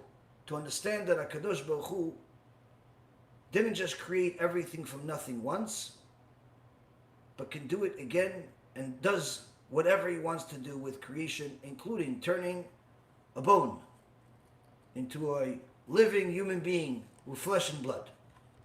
Now, these are some of the beliefs of the Jewish people. How are they applied in real life when it has to do with Goyim? You see, the Parashat Kedoshim that we read this week talks about all of the prohibitions against immorality. How it's forbidden to waste seed, forbidden to commit incest, forbidden to be LGBTQ, forbidden to marry an animal, a sister, and all types of other things. But also talks about the importance of the laws of Yichud. Yichud means that you're not allowed to be in an enclosed area with the opposite gender, because you're not allowed to put yourself at risk. And there are certain laws that you need to know. Laws that will apply to you while you're working, while you have customers, you have company, you have family over, whatever it is, you need to know who you're allowed to be alone with, who you're not allowed to be alone with. There's certain people there's no problem with you being alone with. It's your mother, it's your sister, It's not a problem. It's your brother, whatever it is. But there are certain people that you have to be much more careful with. Now, if a person is not careful, they have a problem. Why? Torah defines them as paruts. What's paruts? The Gemara in Masechet Kiddushin, page 81a, brings a story of Rav and Rav Yehuda that I told you guys about 3 weeks ago. Rav and Rav Yehuda are walking in the streets nearly 2,000 years ago, and all of a sudden a woman passes them and walks in front of them. Immediately Rav tells Rav Yehuda, Yalla, pick up your feet from this Gehenom. Meaning, hurry up quickly and pass this woman. Let's pass her and run, so we don't stay here and make sins and end up going to Gehenom. So Rav Yehuda says to him, but didn't you say that people that are kosher people don't have to worry about yichud with the woman? Only people that are prutzim, meaning people that are promiscuous, have this. He says, how can you trust yourself so much to assume that you're one of the holy people that's not going to sin? Meaning, even though you are a sage, you're holy, you're kadosh, you're amazing, there's no permission in the world for you to trust yourself to just be in a risk of sinning. Even though you are righteous, even though you are good, even though there's no reason for us to think that you will violate the law. But who says that you're allowed to trust yourself and just walk into wherever you want to walk into and look at whatever you want to look into?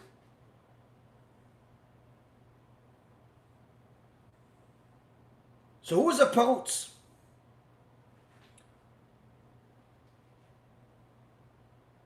The Shevet Levi in volume 5.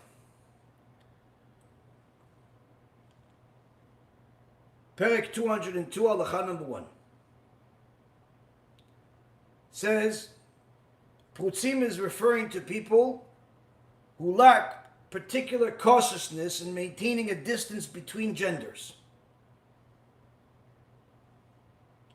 A Jew who's religious, who upholds the Torah and the mitzvot, is not suspected of doing averot, doing sins, and is usually considered kosher. But just because he's religious and keeps Shabbat and keeps kosher doesn't automatically make him kosher. Meaning he could be religious and still be considered parutz. Anyone who transgresses the prohibition of yichud is considered parutz. If he hangs out with girls, if she hangs out with guys on a regular basis, she's alone with them, he's alone with them, they're considered parutz. Even if they don't actually commit the act itself per se, it's still considered parutz according to halacha. And a person who is not entirely careful in upholding the halachot of shmirat negiah, krivat ha'arayot, is considered parutz.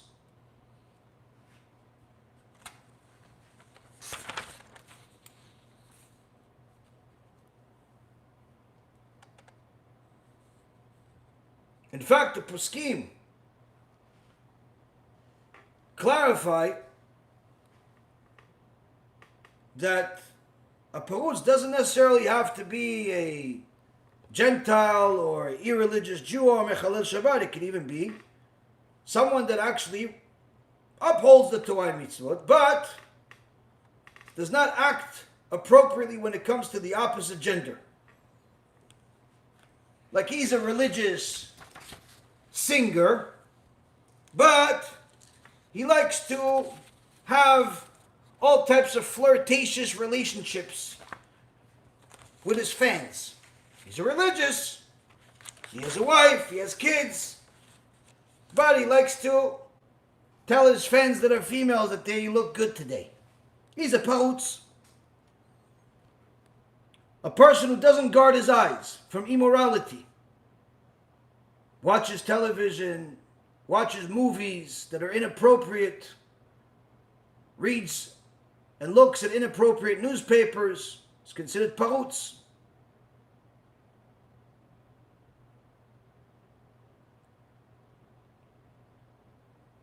Now, all of this is common sense. What most people don't realize is that all non-Jews and all irreligious Jews, including Tinokot Shenishbu, meaning people that don't even realize what Judaism is, but they happen to be Jewish, they're all considered by default pahutz. Dvar Halacha, chapter 9, Halacha number 4, Shevet HaLevi, volume 5, as I said, section 202, or Perik 202, Halacha number 1. All non-Jews and Jews, they're not religious, are treated the same. They're considered pahutz. Why? Why are all non-Jews considered pahutz? You say that's racism, that's thisism, and that's thatism. No. It's not just for the non-Jews. It's also for the Jews that are not religious. They're also considered pahutz. This and this equal. Both goyim. And both considered pahutz. This nation and that nation. This goyim of non-Jews, this goyim of Jews. They're both goyim. And they're both considered pahutz. Why are they both considered pahutz? Because without the Torah and the laws that it says that you have to uphold these laws of morality, there is no common sense law that would tell you to be reserved, to be modest, to not cheat, to not commit adultery. There is no other logical reason for you to not be a pahutz. You see, Rabotai Kalim, if a person does not observe the Torah as priority number one in their life, all they have left is plitzut, is immorality that they hold dear, because that is becomes their number one motivation. They want to make a lot of money so they can get the pretty girl, and then another girl, and then another girl. They want to get a position of power so they can get the girl. They want to get this so they can get the girl. It's all about the girl. It's all about more immorality.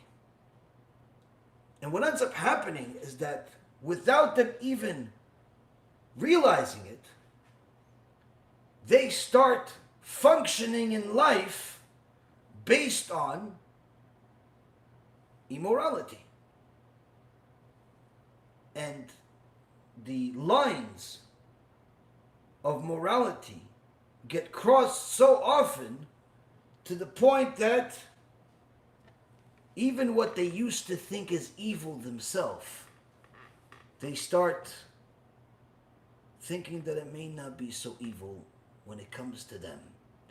This is what explains all of these people that you see when they first became successful celebrities or businessmen or rappers or whatever they were. More or less, they had a dream. They had a dream of making money and having a girl and having this and all types of, generally speaking, normal possessions. Normal stuff that everybody else would want. But as they became more and more successful and had more and more possessions and more of their desires fulfilled, they became bored of eating steak every day. They became bored of being married to one woman every day. They became bored of all of the things that used to be their dreams. And they started desiring things that were more taboo. Even though in the past, they would tell you that that's evil.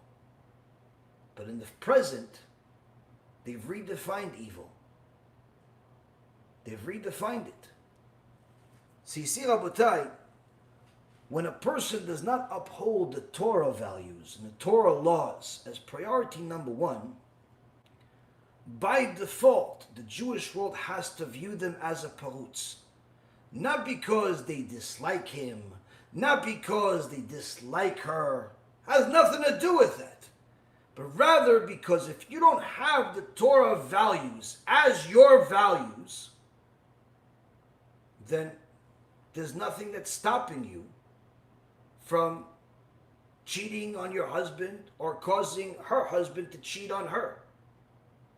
There's nothing to stop you from doing all of these different things that the Torah says it's forbidden. Because it's only the Torah that says this is forbidden. Society celebrates it. Society loves it. Society has turned that into the new good. And that's what the Zohar Kadosh says was the deciding factor of why God decided to destroy the world at the time of Noah. It wasn't that promiscuity just appeared for the first time then. It wasn't that homosexuality just appeared for the first time back then. All of these things have been around. The same thing with Sodom and Gomorrah. It wasn't the first time or the last time. But HaKadosh Baruch Hu decided to destroy them after they've determined to redefine good. When they redefined good and they said that evil is good, that what God views as evil is what they define as good, that's when God says they've lost their right to exist. So now, Rabotai, each and every single one of us knows a few things that could easily change the course of their life. Whether you're Jew or Gentile, I'm sure that before you heard all of this, you assumed you were good. And you may very well be good in many things and in many ways. But it doesn't matter what you or I think. What matters most is what God thinks, what God decrees. He told us this is the difference between good and evil. While many people worship idols, many people don't. While many people murder, most people don't. While many people steal, most people don't plan to. The one major issue that is a common denominator in more things than anything else is the morality.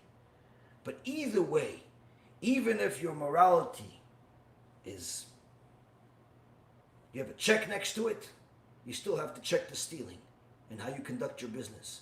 You still have to check your ideology and how you believe in one God. You still have to check all of the other things. Because once you have a check mark next to all of them, just make sure you keep going. Keep going that route. But if you don't have a check mark next to one of them, if you don't have a check mark next to two of them, if you don't have a check mark next to three of them, then now you know what God thinks of you. But you also need to know that you're still alive because He wants you to change before it's too late. BeEzrat HaShem, this helps all of us change sooner rather than later. B'cha b'atzlacha. Again, for any of you that want to watch more lectures, you can go to our YouTube channel, or you can go to our website, bhtorah.org or beezrathashem.org. You can donate over there as well. and anyone that wants to sponsor the new series that will start BeEzrat HaShem on Tuesday night, you can contact us, and BeEzrat HaShem, we will succeed together. Kol tu, bracha v'atzlacha, and we'll learn again later this week.